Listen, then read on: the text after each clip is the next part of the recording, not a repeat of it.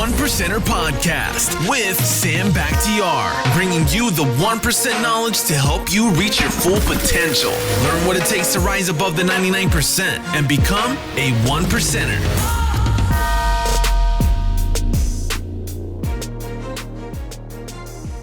What's going on, everybody? It's Sam Bakhtiar, your host of the One Percenter Podcast, and I have somebody very special right here in front of me, Casey Adams. This guy is an absolute beast. I've been a fan of him for such a long time because the guy looks like he's 12, you know? He's just fucking crushing it. The guy is just an absolute beast.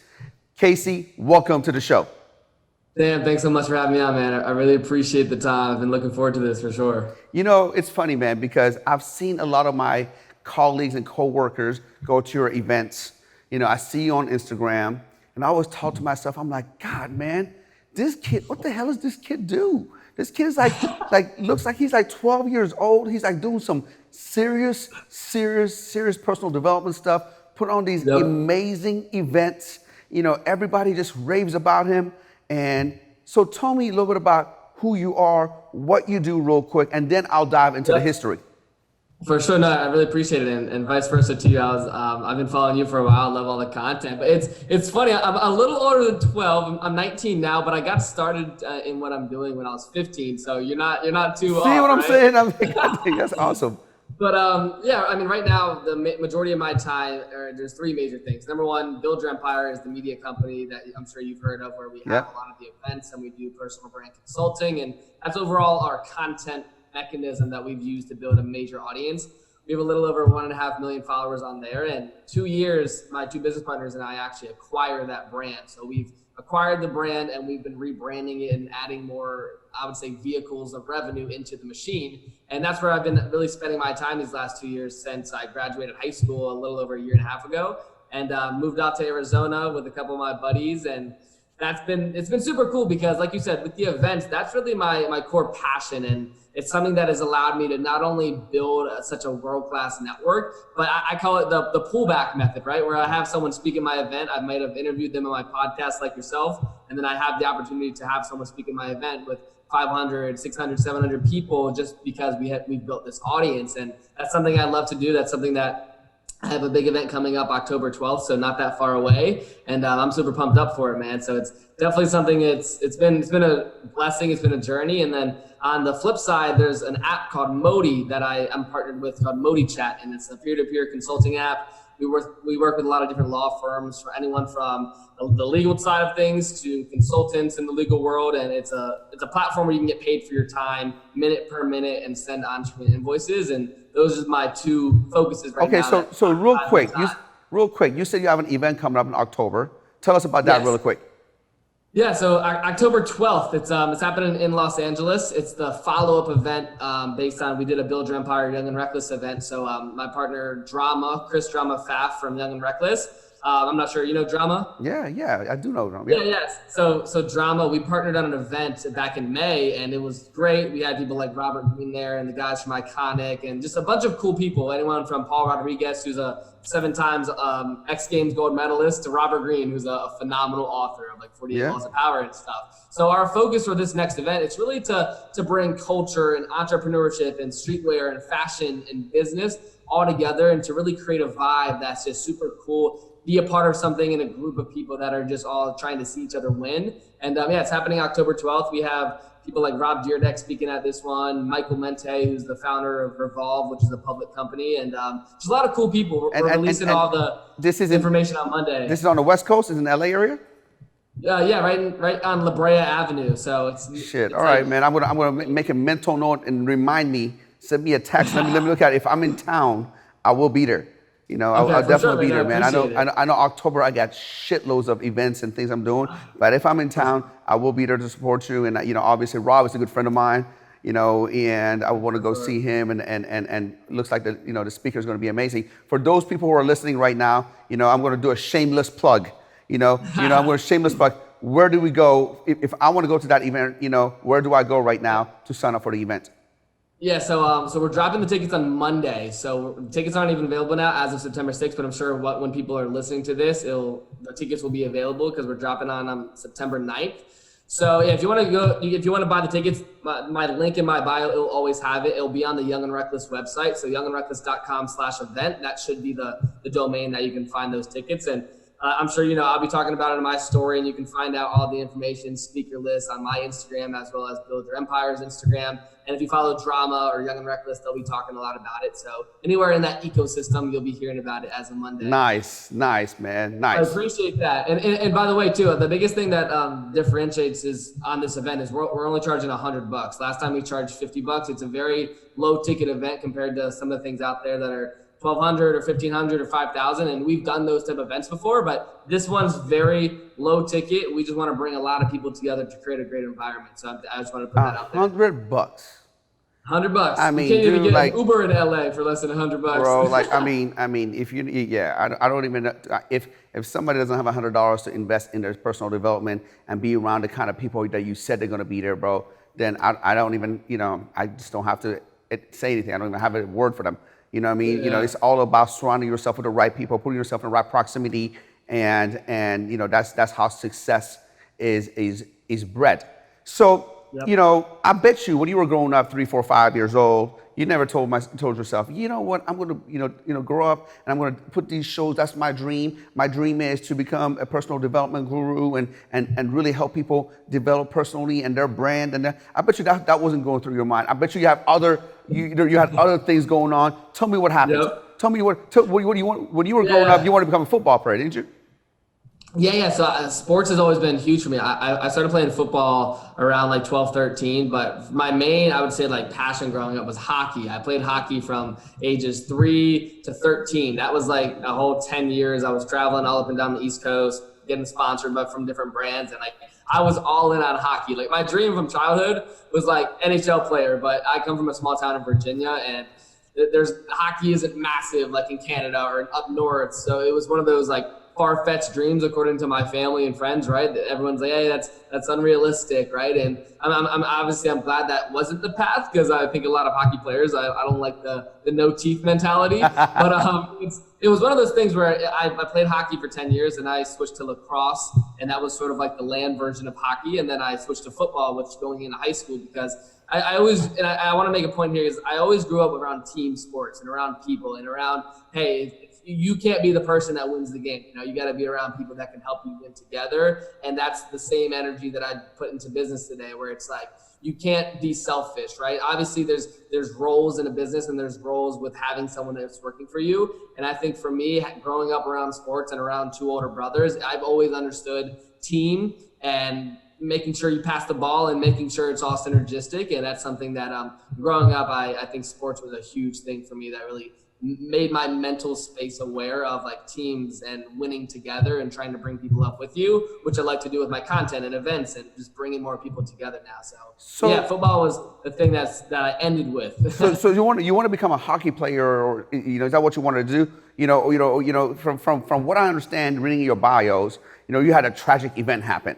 You know what I mean? Let's talk about that tragic event that kind of changed the whole course of your trajectory and your life for the better, even though at the moment you were depressed and crushed and down and out. Now that you look back, you're like, this is the best shit that happened to you. Can we talk about that? Yeah, no, absolutely, for sure. I mean, so when I was 15 years old, I was going into sophomore year of high school. This is like a little under 4 years ago. And I played football freshman year, and I was playing in middle school. And going into sophomore year, I'm 15, getting super pumped up, playing for varsity, and I'm just amped up. That's like my full-time passion. That's where all my time is being spent outside of school, and that's where like my identity was, right? And that's important. And literally, it was the first day of hitting practice, sophomore year. We're all getting our gear on, everything's going well, and I ended up getting injured. And long story short, I got diagnosed with interspinous ligament damage. So it's overall an injury that I was put into a neck brace for over 6 months. And it was one of those things where I could have been paralyzed. The doctor told me that I could never play football again. And it was one of those moments where I remember walking into the doctor. Like, it wasn't one of those injuries where as soon as I hit my head on the ground and I had a massive pain and I was screaming. Like, it was one of those like subtle injuries where I knew I had something wrong, and I stopped practicing that day, went to the doctor the next morning, could barely move my neck, and do an x-ray. And my intention was, hey, I'm going to get some medicine and I'm going to play next Friday when our first game is, right? Like that was the mentality, because it didn't seem at the time like such an excruciating injury. And I remember sitting in the room and the doctor comes in after doing the x-rays. He's like, I have good news and some bad news. The good news is you're not paralyzed, and the bad news is you can never play football again. And I remember that moment, and it's one of those things that at the time, like you said, it was the most depressing. I wasn't expecting it sort of information that set the course of my life these next 4 years. And it's one of those things that's, like you said, a blessing in disguise, but it was for sure in the moment, made me super depressed. I didn't know what I wanted to do. And to be honest, like it was a lack of identity. You know, I lost my identity of playing football. That was your identity the whole time. Yeah, you know, I went from being on the field, being active every day, to not being able to really move. And I was on bed rest, and I couldn't go to school the first month because then I was getting my work sent to me. And it was one of those things that just sort of allowed me to think inwards, right? And I had this open mental space of time that really led me in the direction of personal development. And I was on this phone the whole entire time, just on Instagram scrolling like I usually did as a normal kid. And that's when I started to find mentors and people online that I could look to. And that's really when I found people like Ty Lopez or Gary Vaynerchuk or Andy Frisella or all these different guys in the business community that I've now been able to work with. But it was that moment in time that really set the tone. So the first personal development product you bought, from what I hear, was 67 Steps, right? Yeah. Okay. 67 Steps. Yeah. Tell me how that changed your mind, your trajectory. Tell me what that program do for you, and what was it like the first time purchasing that product, and then later on getting it, following through. You know, I want to see the whole process that goes into, you know, a mind of, you were at 15 at the time, 16? Yeah, 15. 15, okay. Yeah, no, and it's funny, and I want to make sure I make this point real quick too. So like growing up, I come from a family of, my mom's a teacher, my dad's been working a corporate job for 20 years. My two older brothers, at the time, they were working at a restaurant, and they still do. So like, I don't come from this entrepreneurial self-development, like write down your goals sort of mentality. So like hearing this, and like I said, I started following Ty Lopez, and he was talking about health, wealth, love, and happiness, and he was talking about the 4 pillars of the good life. And at the time, I'm 15, I'm depressed, I'm not happy. And it just caught my attention. You know, he's talking about, he has his beautiful home and has success, and you see him online, and some people love him, hate him. And I just gravitated towards him. And I, like I said, bought his 67 step course. And it really attracted to me because it was one of those things where it was one video a day for 67 days. And at the time, I had nothing really else to do. I was in this neck brace. I had so much time, and I was on my phone and depressed. So finding this outlet of like, hey, let me watch an hour video and take notes because this successful guy is telling me, like, I've always had an optimistic mindset. I've always been open-minded to new things. And I've always had this entrepreneurial tendency to shovel driveways and sell lemonade and sell bracelets and flip things at school, like that sort of little hustler mentality. So when I found this guy Ty online, got into his program, over the course of those 67 days, that's when I bought more books in my life than my entire last 15 years, right? Like, I wasn't someone that would love to pick up a book and read, but by the time I got done with that program and halfway through, I was ordering dozens of books online, and I was getting my parents to order me Think and Grow Rich. And it was just this whole mental shift that, looking back, was the foundational pivot to this whole new world that I stepped into with personal development, with just whether that's the book Think and Grow Rich or How to Win Friends and Influence People, and all these foundational truths and pieces of content that I now live by. That was that period of time where that 67-day period of going through those videos, where me at the beginning of it and me at the end of it, it was two different people. And that's where I would say I refound my identity, and I knew that I wanted to get involved with social media. And then I started following Gary Vee. He's talking about personal branding and social media marketing. And that's really where I just dove on head first and like really committed to learning and really getting involved with this space. So, you know, so you got into it basically at 15 years old, and you're 4 years 15. Deep into it. And I mean, deep into it, you know, and so your company does social media marketing, personal branding, puts on events. What else do you guys do? Yeah. So you kind of got it on the nail right there, right? Our three main things is having these events. That's the front end of our brand. That's really where we can have all these people come together, amazing people, create content, bring people together, network on ourselves. And that's personally what I love and do best, I believe, in terms of my personality traits. Like, I love doing that. And then the content mechanism in terms of on the page, selling different posts or selling different advertising to promote people on the page. That's another vehicle of like paid promotions on Build Your Empire. But one of the things that I think what I'm really proud of is like the consulting part of it, where it comes down to like helping people develop their personal brands, whether that's someone that wants to do a quick 30-minute consulting call or wants to do a 3-day in-person session to lay out a personal brand roadmap. But that's the main 3 pillars right there, honestly. And it's been something cool for me because before Build Your Empire, I was running a lot of Facebook ads myself for local companies in my area. And I was following Ty's social media marketing program, and I had my own agency. And it was one of those things that what allowed me to meet my business partners. I originally started doing all of this with individuals. I was living at home running Facebook ads for my local dentist and my chiropractor. And then as I started building my brand on social media, I had different companies that I was closing and calling and cold calling and all that sort of stuff. And it's one of those things that slowly but surely, I knew that the biggest thing that was important to me was my network, right? And I was 16 at the time. I've never been on an airplane. I've never traveled to another state on a plane. I didn't fly on a plane until I could buy the ticket myself to go to California. And it was one of those things that like that became really important to me because I was starting to do these little affiliate marketing offers on Snapchat and trying to run Facebook ads for my local businesses because Ty was teaching me all this stuff. And I was just like in execution mode. But that for me wasn't the end goal right then. I was like, hey, how can I get out of my hometown? How can I meet new people? How can I meet the people online that I'm following in real life? How can I actually build relationships with them? Because obviously I was learning your network is your net worth, right? Yeah. And I took that really seriously. And that led me,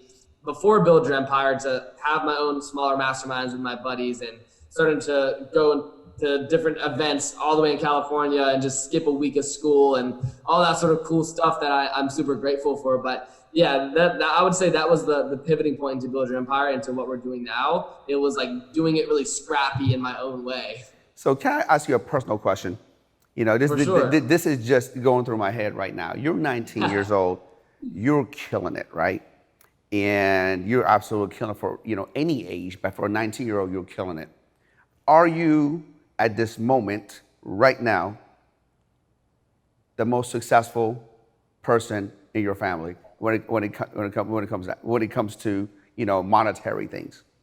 Yeah, I mean, I would say, 100%, and I say that humbly because this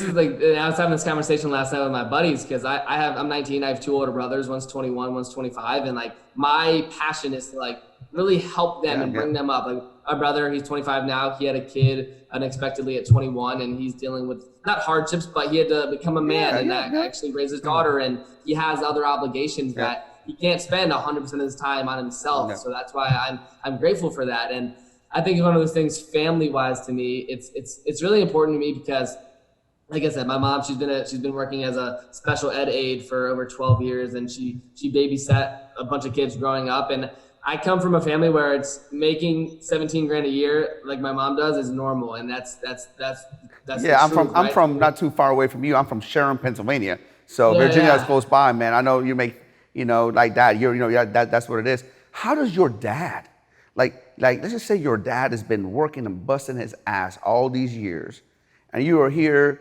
at 17, 18, 19 years old. You start making more money than your dad. What is going through his mind? Has he talked to you about that? Does he think it's real? Does he, what does he say?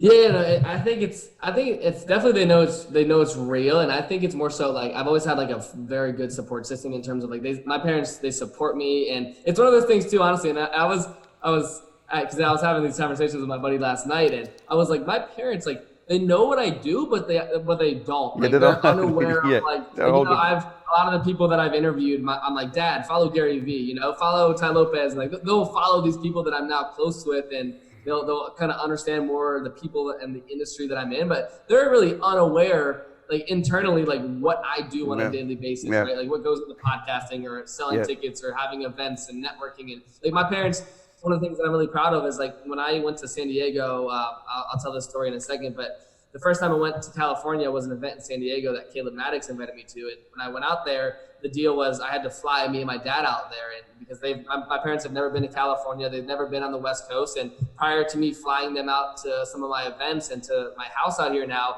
they've never been to the West Coast or on a plane in 20 years, right? So for me, like that's always been really important to me, is like to give my parents experiences that we didn't have growing up, whether that was flying to Miami or flying out to the West Coast and seeing California. Like those are something that I'm really proud of. And it's something that once those things happened, it became real for them because they're not used to that. You know, like I'm not so much impressed by how you're taking care of your parents and you're giving them experience, because, you know, as kids, we want to do that. But I'm fucking impressed you're doing it at 17, 18, 19. That's what I'm fucking impressed of. Because like, I wanted to do good, cool things for my parents too, but I wasn't where you were at. I was where you were at when I was in my 30s. Does that make sense? So in the 30s, you know, so you got like, bro, you got like 14 years on me, you know, early start. So I'm just like, my mind, it gets blown when I've talked to people such as yourself, 22, 25-year-old, people that are multimillionaires at such a young age, and then they have this hustle going on and they got things going on. I know my mom, even when I made it big, and I went to school for 8 years. I got my doctorate degree, and then she was like, so how'd you do it? Like she couldn't believe it. You know what I mean? Like, well, you know, like she was, you know, but it's such an amazing thing for me to watch, because I'm in both worlds. I'm in your parents' world, and I'm in your world. Yeah. You know what I mean? So I'm old enough. I'm old enough to be to see your parents' side of things and that era. But I'm also young enough to, you know, and hip enough to be in this era. So I'm looking at us. You know, what do they think? I bet you here's what they think, and I can go back and forth. And that's such a cool thing. So I'm going to ask you some specific questions real quick. You know, for our audiences. You know, if somebody wants to build their personal brand, what were the top 3 things they need to do to build their personal brand? For sure. And I love that question too, because that's what I spend a lot of time and energy on, number one, but I also, when I speak on stages, that's what I speak on. And I mean, I kind of break it down to this. Number one, I want to define personal branding for me. And I describe personal branding as building the most authentic perception of you online. That's the one line how I describe it. And I love how you broke it down, authentic. You know, for those people who are listening, the key word there is authentic. Don't try to be Gary Vee. Don't try to be Grant Cardone. Don't try to be Casey Adams. Be fucking yourself. Go ahead. Sorry. 100%. No worries. I'm glad you said that too, because like authentic perception is key. There's a lot of people that are building facade perceptions, and it's not the real them. And this is how I break it down. I'll give you an example, then I'll give you a tactical thing. Like for me, when I was 15, and I think maybe if there's young people listening, you may be asking yourself, like, what do I have to talk about? Maybe you're just now getting involved in this space. This is the first podcast you heard, and you're like, how do I build a brand? I have no success. I don't know what to do. And this was me 3-4 years ago, where I'm sitting in my room. I'm like, what do I talk about, right? Like, I don't want to just motivate people when I haven't done anything, or when I don't want to try to build this false reputation that I haven't. And it comes down to this, like, content is king. So I was doing book reviews, and I was literally just putting out content and regurgitating information that I was learning from a young person's perspective. And when I was 16, I wasn't trying to be someone I wasn't, right? I was genuinely interested in other people. I was following other people. I was really getting addicted to what other people were putting online. And I didn't have a whole content team. I didn't have employees putting out content for me and editing stuff that I now have today. And I think you don't want to overcomplicate it. Number one, figure out why you're doing it, right? So I'll give you an example. My why on social media and building a personal brand is to, number one, be able to build an audience that I can connect with powerful people, to have my podcast, to then to have speak at my event. So I want to build true relationships with people. Like, my goal, back to the number one, figure out why you're doing it. My goal is to build a brand on social media where in 5 years I could delete social media and still have the most badass network of people in my life that I can call up, whether if I'm raising money or if I'm looking for an opportunity or whatever it is, right? Yeah, so you're building your network of powerful people where you can, potentially do business with down the line and do joint ventures and doing things like that. Okay, what's number 2? Yep. So that's number one. And just define what you are doing it for. Because number one, people might want to just be famous and have followers, but live at their home and just live with their parents and have funny content online. Like, that's a real difference, right? Or you might want to do it because you want to be a fitness trainer and put out fitness content. Like, understand, like, still on number one before we pivot is like, why you're doing it, but what you're doing it for. Like, for us, it's for the business community, to make money, to connect with people, to put out content and inspire and motivate people, right? That's still what you're doing it, or why you're doing it. Number 2 is the most practical thing. start putting out content, right? And I'm sure people are listening and they're like, oh, I've heard that before, but that's the true simplistic answer, right? When I was 16, the only reason we're on this show is because over the last 3 years, I've been putting out Instagram pictures and videos and stories and podcasts. And to define that, that's content, right? That's how you get people hearing about you. That's how you get people listening to you, right? Whether that's 10 people or 10 million people, I tell people all the time, don't start with the numbers, because you're gonna get in this wheel of like comparison and judgment, and you're gonna look at yourself like, why am I not getting attention? And obviously that's what we all want on social. That's why we do it. Yep. But that shouldn't be the short-term end goal, right? Yep. That should be what direction you're on. Like 3 years ago when I had 2,000 followers on Instagram, I was bringing the same enthusiasm that I'm bringing on this show today as it was back then. And I think if you remain in that mental state, that's how you'll win, whether that's in a year or 3 years or 5 years. And that's the formula. Put out content. And number 3, which is more tactical, is like you have to have a strategy, right? There's tactics. Like we can give you the tactics that work, but the strategy is the key, right? So for me, I understood if I start a podcast and I interview 50 people within a 75-day period and I blast out content, that will get heard. And that is a fast-paced game. So for me, it was all about speed. I said at 16, 17 years old, when I started my podcast, I was like, how can I collaborate and associate myself with some of the most powerful entrepreneurs in this online space quick? Because if I interview 100 people in 1 year, that's way more effective than interviewing one person a year for 100 years, right? Just think about that game of speed, because things are always evolving, right? And I'll talk on trends, like following trends here in a second, but I think just to kind of really sum it up, understand why you're doing it and what industry you want to go in. Number 2, put out massive amounts of content and just go. Like we all have phones or some sort of device that we can take pictures and post it. Don't overcomplicate it. And number 3, like I just said, is have a strategy for it. For me, it was when I locked onto Instagram, my theory is dominate and pivot. So I was only on Instagram. I wasn't spending time on YouTube. I wasn't spending time on Twitter. I wasn't spreading myself in. I was like, how can I build a brand on Instagram where I can network with people? And my whole goal was like, how can I build an audience, get verified, network with people, and then obviously know them. Well, you've done that. You've done that, bro. I mean, you've more than done that. I see, there's not a day that I don't see you get tagged and you pop up from somewhere on my feed, man. You know what I mean? There's not a day that I don't see. If I don't see you directly, you pop up on my feed all the time, man. From somebody tagging you, all that stuff. That's what I tell people, dominate and pivot. And once I had an Instagram presence, I knew that I needed to do more. I wanted to connect with people more deeply. I wanted to truly build relationships. There's a big difference between having someone follow you and actually sitting down with them for an hour and a half on a podcast like this. So Gary Vee was the guy that inspired me to start a podcast. I remember I set up a meeting with Gary early 2018, and he was talking about podcasting at the time. And I started my podcast December 22nd, 2017. And my goal, like I said, was interview 50 people or have 50 episodes by the time I meet Gary so that I could have a conversation about that. So I started putting out 4 episodes a week or 5 or 3, and I was just blasting out content literally on this same microphone that I'm using now, $100 microphone on the same laptop in my bedroom in Virginia, like same setup I have now. I don't like to overcomplicate things.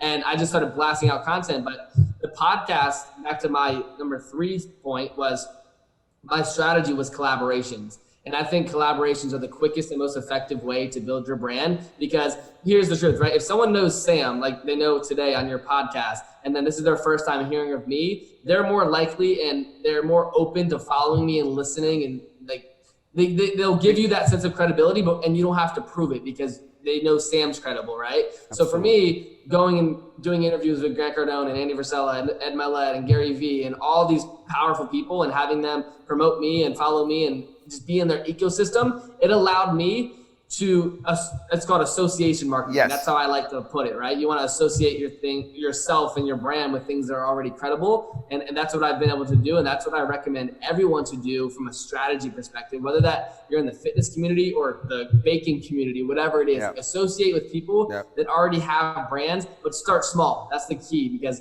you shouldn't aim to have Sam on your first podcast. Even though he may do it because he's a great guy, start with people and get your skin in the game and build up your episodes before you ask. Because, and here's the thing before I hand it back to you, a lot of young people ask me, right? Like, oh, how can I do that, right? And you have to understand there has to be value for both ends, right? So the reason I was able to collaborate and associate myself with these people quickly was because I've spent time and money and energy on building an audience of whether it was 50,000 or 100,000 at the time or anything in between, I had an audience of young people that Grant Cardone could say, hey, maybe I can get a couple hundred or a couple thousand people new listening to my show or knowing who I am. That's valuable for Grant Cardone. That's manages $1 billion in real estate, right? It's like thinking about the value preposition to the other person. Like you have to have that locked in because you don't want to be someone that's going at someone with no value because it just won't make sense and you might get rejected. So that's what I would say to anyone listening. Those are the top 3 things. And you're somebody, from what I hear you saying, is that, look, you took action. You weren't waiting for the perfect time. You weren't waiting for the perfect guest. You weren't waiting for the perfect microphone. You weren't waiting for the perfect lighting and camera system. You just started, you started implementing, and you start implementing fast. And you understand the fact that, speed of implementation is one of the key indicators of success. And I want to congratulate you, knowing that at such a young age, because so many people, as you know, they're waiting for the perfect time, or the perfect opportunity, or the perfect guest, or the perfect microphone, perfect lighting. That's all a bunch of bullshit, right? Just take action, just move forward, just fucking do it, and move forward, man. All right, so let's go now back to, Instagram real quick. Since, you've been doing Instagram for a while, you got, God, I don't even know how many followers you got, but your account is killing it, right? So tell me your top 3 strategies for growing Instagram. Yeah, so I would say it's funny because I did a little story on this last night because this past week, and I'll say this so it makes sense, I had like 140,000 profile visits on my page. So nowadays, it's funny, there's so many different strategies and growth tactics and all that sort of stuff. But for me, it comes down to like, I more so, and I'll say it again before I answer this, is I don't focus on the numbers, I focus on the quality, right? So like, I'd rather have you following me and Gary and all these guys that are seeing my stuff that I truly know in real life than 1 million followers and I don't know any of them, right? So for me, it's understanding that the attention and the numbers are important because that's why we do it and that's where there's value for podcasts. But you want quality engagement, quality people that you know, like, and trust. Yeah. And I just think like I say that because I want people to understand my mindset on social. Because if I had, like, for example, and I'll just be super transparent, right? Like my engagement isn't the best, right? And I don't trip over it and I don't stress over it because I look at it like, hey, if I can still sell out 500 tickets in a room in 3-4 weeks, and some people have trouble with putting 100 people in a room, I understand that my audience is there, but it's quality people that are listening. That I look at it like this, right?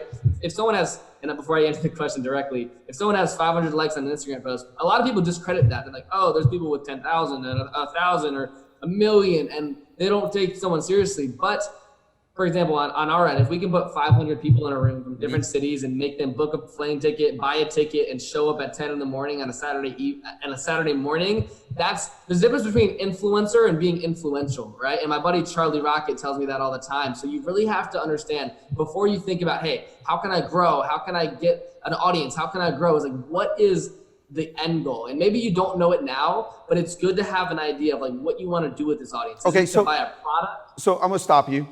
What's an influencer? What's the difference between an influencer and being influential for those people who are listening right now? Because I want to know. Yeah, 100%. So this isn't my own thoughts. This is I'm not sure if you know Charlie Jabley. I know Charlie. Yeah, I know Charlie. Yeah, so Charlie, he's one of my good friends and a mentor to me. He's a Nike athlete. He was 2 Chainz manager. He's from the music scene for people that may not know Charlie. And he was at my house the other day and he was telling me, and he always wants me to make sure of this. He says, man, there's a difference between being an influencer and being influential, right? So he describes it as this, right? He studies Oprah, he studies LeBron, he studies all of these world-class people that are truly influential on like the peak pinnacle level. And then he compares that to people who are on social media that have these big egos, that think they're on top of the world, that they're doing things from a selfish mentality, that are not truly in it to provide value. And that's being an influencer, because it's the look at me mentality versus the look at them, or look not at me, but use me as a resource to look at them, right? Gotcha. So I think the biggest thing of influential is being an influential person. You don't want to highlight yourself. You more so want to highlight others, whether that's doing an interview with someone else and giving them the voice. It's almost like new money versus old money. You know, when somebody has new money, you know, they want to show it and show you every second, you know, what they have or what they drive and what, you know, what they got and all that kind of stuff. But if somebody has old money, you know, they're like comfortable. They're like, look, I know what I got. I don't really need to do that. Hey, let's talk about you. Let's elevate you, you know, and be able to do that. That makes total sense. Yep. So we you know, for those people who are listening, you know, don't be an influencer. Become somebody influential. You know, that's and love that. And back to the key question too of just like social growth, because it is important. I mean, for me, I always tell people this: if you want to build your brand, there's 3 types of investments you can make to grow, like on social. It's your time, money, and effort. So for example, I'll give you examples. Investing your time is I still spend time, hours a day, responding to people in my DMs, and there's hundreds, if not thousands of people always hitting me up, and I spend time getting back to them because if you want people to engage with you, you must engage. Absolutely, absolutely. Right? You know, you can't. Gary, 100%. Go ahead. I'm sorry. No worries. Because whether that's like, for example, let's say you have people commenting on your post. I spend time getting back to every single person I try to that comments on my post and saying something real, saying thank you so much, or I appreciate the love, or whatever it is, showing that you're there listening and you care. And that's what Gary taught me from the early on. He has a book called Thank You Economy. And it's overall investing that energy, because that's something, you know, you can't pay and automate human interaction, right? Like I always spend time sending voice messages. I know that I did that when we were in the group chat on Instagram. I try to send voice messages to people that hit me up because it's really personable. They can hear me. I try to say their name because those are the things that I've seen have worked the best, right? If you can truly interact with 10 people a day over the course of 10 days, that's 100 different people you had true interactions with that feel more obligated to continue to listen to your content. But that compounded over 3 years, like it has for me, like those are the same tactics that I've sort of created for myself of DMing people back, responding to comments, sending voice messages, and interacting with people online. I think that's the first foundation, but that won't grow you 1 million followers overnight. That won't have a massive growth, but that will grow your quality of people. And that over a year, 2 years will be very impactful. So that's investing your time. Number 2 is investing your money, right? Like we all know there's so many different ways, whether that's you're spending just straight up Instagram ads and paying to see what people are coming to your page, or there's so many different things out there like viral giveaways that you can pay $1,500 to get into and grow an audience over the 30-day period and get a couple thousand followers. And yes, they may not be the most targeted, but there's ways and growth strategies out there that I'm sure a lot of people are aware of, or if you're not, there's different things that you can just invest money, and it's like the shortcut to growth, which is great. And I've done stuff like that. I've tested with it, but I believe you could spend as much money as you want to build your brand, but without the time and effort invested into it, it will not be valuable, right? 100%. And then lastly, I think it's the effort, right? And I say this, and I'm gonna tell a quick story of, for example, I wanted to get Grant Cardone on my podcast. I DM'd him on Instagram, and at the time I had a brand and I had an audience, and I said, hey Grant, I'd love to get you on my show. Let's make it happen. He said, email my assistant, and I'll make this quick. I emailed his assistant. I'm in Virginia at the time. It's a Wednesday afternoon, and I have school on Thursday and Friday and next week. I say, hey, Grant told me to send you a message about getting him on my podcast. I'd love to make it happen. And this is a key sentence. I said, I'll be in Miami next week. I'd love to do it in person if he's available. And here's the thing before I continue. I've never been to Miami before. I've never had a thought of going to Miami. You just said we'll be in Miami next week? You just threw it out there. I just threw it out there. I threw it out there completely but this is what he said in his book, Sell or Be Sold. It's like pre-framing, and he did this to get a meeting in New York. So they get back to me. They're like, cool, next Thursday at 3 works for Grant. And I'm like, oh shit. Because I'm in school at the time. I have like a test or whatever next week or whatever. Love this. So now I always tell the people listening, the hardest sale was selling my parents on letting me travel and skip school. So the next week I call my buddies that I was friends with that I met on social media. They happened to be from Virginia. We'd always travel together in 2017 and 2018. And we ended up moving out here together. But we ended up booking a flight to Miami on that Wednesday. I interview Grant on the Thursday, and then I leave on the Friday, and it's a very quick trip to Miami. And I say that because that money spent on a plane ticket, that effort spent sending him a DM, that effort spent sending that sentence and emailing his assistant, and overall the time it took to go there, skip school, like that was energy and effort that you can't spend on an ad. Because therefore when I do an interview with Grant and he posts that interview on his YouTube page and it gets 50,000 views and people follow me, that's what people don't see is like the time, money, and effort spent on the back end figure out and utilize tactics like that to truly collaborate and connect with people, because that's, for me, has been the true secret. It's been booking a last minute plane ticket to go interview someone last second, not knowing what will come from it, but understanding that that person has influence and they're valuable, and I want to truly meet them because I want to have real people in my network. That's been the biggest difference for me. And so I would say, once you do those three things, investing the effort into the brand, in the DMs and the comments, testing with spending money on ads and the tactical things that can get you a direct ROI of attention. And then number three is the creative, just showing up, investing that time and money and effort to travel somewhere. That's been the top three things for me. Oh man, that was a lot of good nuggets there, brother. You know, for people who are listening or people who are watching this, man, you know, that's some huge bombs dropped on you. I hope you took notes. I hope you're listening. I hope you go back if you haven't, you know, re-listen, re-watch this. This is crazy. So, you know, you're 19 years old right now. You're absolutely crushing it. What motivates you? What's next? Well, you know, what do you want to achieve in the next 5 years? By the time you're 24 years old, 25 years old, you know, and what do you want the world to know you by? Yeah, no, that's a great question. And I think I even find times where I don't know that answer completely clear right now, because I define my future as this, right? Where it's like, I have in my room, right, I have all these books, I have this whiteboard, I understand what I'm doing today, what's coming up with this event, what's coming up in the next 6-12 months. And I define success if I win today, I can win the month. If I win the month, I can win the year, right? And I understand that these next 2-3 years, moving to the time I'm 21, are like critical periods of my life where I can either show up or not, or get distracted and get lost and like get into all this BS stuff that could distract me from my goals. So for me, truthfully, it's like understanding winning today, right? How can I, like a win for me is like, how can I wake up at 7 today and not 7:30? How can I wake up at 6 instead of 6:30, right? Like the small wins, or how can I read this 3 books a month instead of 2, or whatever it is. And I define my future as what I do today, right? Because that's honestly all you can control. And I believe in only focusing on the things you can control. But in terms of just a roadmap, just future thinking that I do have in place. So for example, this app Modi is something that I'll definitely love to show you. It's a consulting app.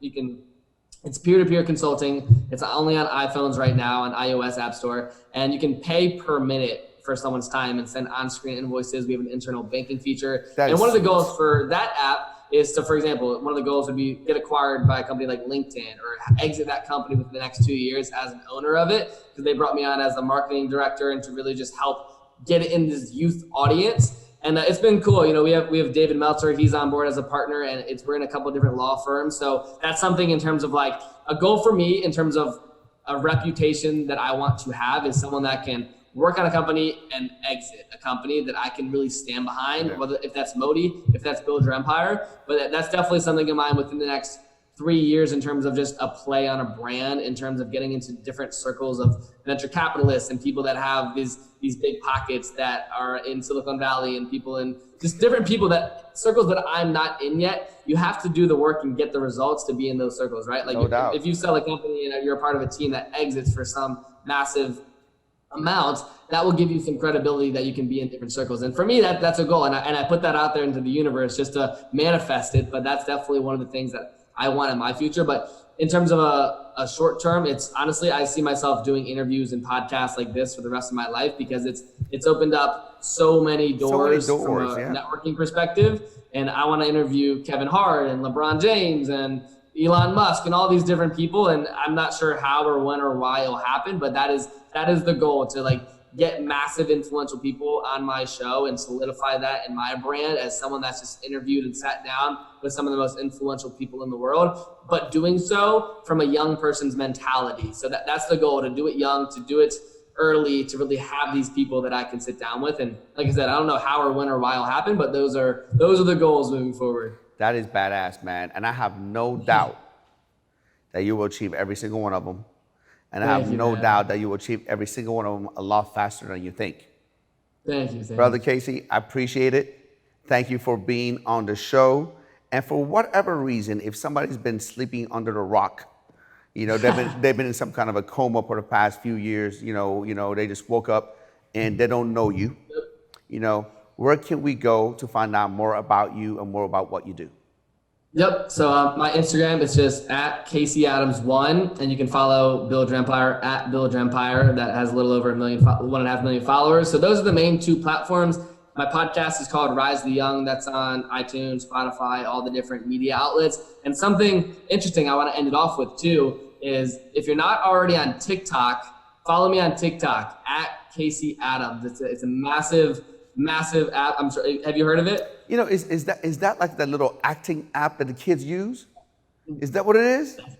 I'm so glad you said that. So that's what it's perceived as right now. Yes, TikTok, it's an app. It used to be called Musical.ly. I've been putting a lot of time and effort into it in terms of like staying ahead of trends.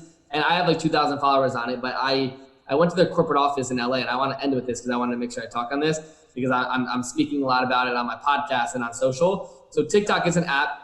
Musical.ly was an app where people just lip sing, and it's mainly 12 to 15-year-olds lip singing, but they got acquired last year. They rebranded as TikTok. They're valued at $75 billion. They have 800 million monthly active users, and there's so much opportunity on that app. There's only 26 million monthly active users in the US. It's mainly in China and India, but Gary Vee, he has 500,000 followers on it, over 20 million likes across all of his content because they show you how many. You said the app is worth 75 billion? They're valued at $75 billion above Uber. Like literally it's the most valuable startup right now, and people aren't even aware of it. Like they built an entire new office that they're right in LA. I went there and I'm just like, wow. Like I got to have to download because somebody told me that I need to do that for my daughter. You know, and I should probably do it for myself too. It's dominated by 12, 13, 14, 15-year-olds that are doing these cringy dancing, lip singing / like funny videos. But like, for example, the NFL, they're massive on it. Bloomberg News and Marshmello, the DJ, he has 9 million followers and you wouldn't even know that he's on it. And it's one of those things from a media perspective that I always tell people, right? 3 years ago when I was on Instagram, it's a different platform than it is today. When I started my podcast 2 years ago, it's a whole different platform, and there's so many people starting podcasts today. So I want to say this in terms of like getting people on trend and ahead of the curve. Don't regret not looking at a platform and not taking advantage of it, because that's what people thought of Instagram, right? And I'm not saying this from my personal experience. I'm saying this from someone like Gary Vee, who's saying all these things online, that he has the fortitude to know what's happened in the past. And he's someone that's preaching it. And he's literally just repurposing his Instagram content on TikTok and doing some TikTok original content. But he has 500,000 followers on there. He's grown that many followers in like a month. I'm downloading that after this podcast, man. I'm downloading that. Do it. It's super cool. So that's what I would end people with, is follow me on there and actually take advantage of it. Because real quick, so this is just blowing my mind. My brother, who, like I said, he doesn't have a business. He doesn't do anything online with social and Instagram. He has a couple hundred followers. I got him to download TikTok 2 days ago. His first video got 50,000 views and 4,000 likes because he used 3 hashtags that I told him to use. Wow. That doesn't happen on Instagram. It's free, it's viral, and he has a couple hundred followers now and a page that's growing from like 3 videos. You know what? This is like the early days of Instagram. So yeah. I'm in, man. I appreciate that tip, Casey. Thank you so much for being on the show. And absolutely. I got to get you back because, you know, this is not it. This is just the beginning of the first episode. You have so much more knowledge. I would love to have you back. Absolutely. Thanks so much, Dan. Really appreciate it. Thank you for being on it.